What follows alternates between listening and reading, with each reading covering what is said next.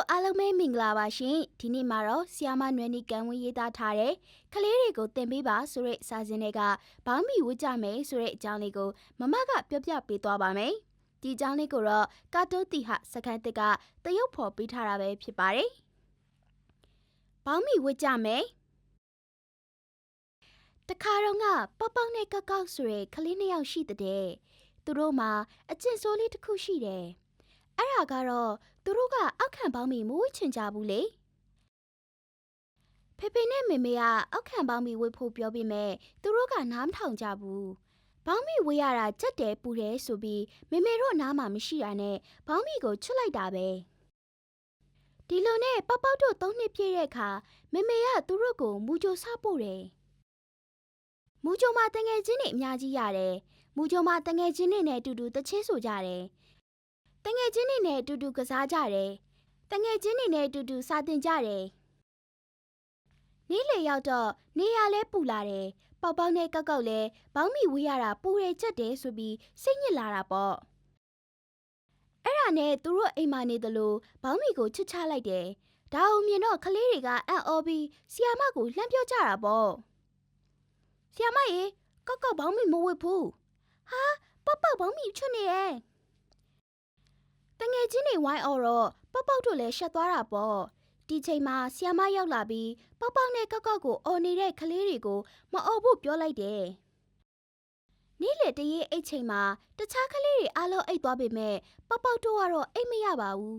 တငယ်ချင်းတွေဝိုင်းအော်တာခံထားရလို့စိတ်မကောင်းဖြစ်နေကြတာပေါ့ဒါအောင်မြင်တဲ့ဆီယာမကပေါက်ပေါက်တို့ကိုနှိုးလိုက်တယ်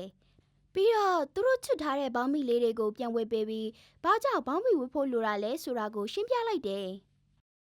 ဘောင်းမီဝတ်ထားတဲ့အခါရာသီဥတုဒဏ်ခံနိုင်တယ်နေပူရင်ဘောင်းမီလေးကအပူဒဏ်ကိုကာကွယ်ပေးတယ်မိုးရွာရင်လည်းရေမစိုးအောင်လုပ်ပေးသလိုအေးလာရင်လည်းနှွေးထွေးအောင်လုပ်ပေးတယ်ကွကလေးတို့ရဲ့ခန္ဓာကိုယ်အောက်ပိုင်းကိုဖုံတွေသဲတွေယောဂပိုးတွေမဝင်အောင်လဲဘောင်းမီလေးကကတ်ထားပေးတယ်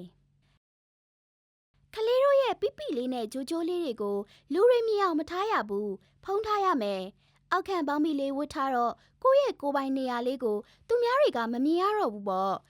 ဒါကြောင့်စက်ကတ်ထပိန်နဲ့ပစိုးတွေဝေးရင်လဲအထဲမှာအောက်ခံဘောင်းမီအမြဲဝေးရတယ်အောက်ခံဘောင်းမီလေးဝတ်ထားတော့နွေးနွေးထွေးထွေးရှိတာပေါ့ဘိုက်အေးပတ်ပြီးနေမကောင်းတာမျိုးမဖြစ်တော့ဘူးပေါ့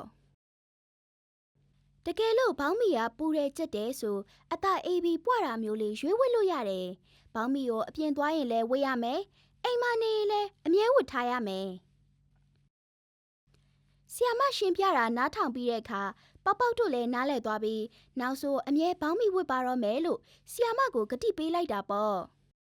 အဲ့ဒီချိန်ကစပြီးပေါက်ပေါက်နဲ့ကောက်ကောက်ဟာမူကြိုမှာဘယ်တော့မှဘောင်းမီမချွတ်ချတော့ဘူးတဲ့ဘယ်နေရာသွားဆီယာမမှားထားသလိုဘောင်းမီလေးဝတ်ပြီးအမြဲတမ်းသွားကြတယ်တဲ့ကဲဒီနေ့မှာတော့ဘောင်းမီဝတ်ခြင်းရဲ့အကျိုးကျေးဇူးများအကြောင်းကိုမမကပြောပြပေးခဲ့တာပဲဖြစ်ပါတယ်နောက်ထပ်များမှလည်းစိတ်ဝင်စားဖို့ကောင်းတဲ့အကြောင်းအရာလေးတွေကိုအများကြီးပြပြပေးသွားအောင်ပါမို့လို့မမရဲ့ YouTube Channel လေးကို Subscribe လုပ်ထားပေးပါဦးနော် Facebook ကနေကြည့်ရှုတဲ့ကလေးလေးတွေကတော့ Like and Share လေးလုပ်ပေးဖို့မမေ့ပါနဲ့နော်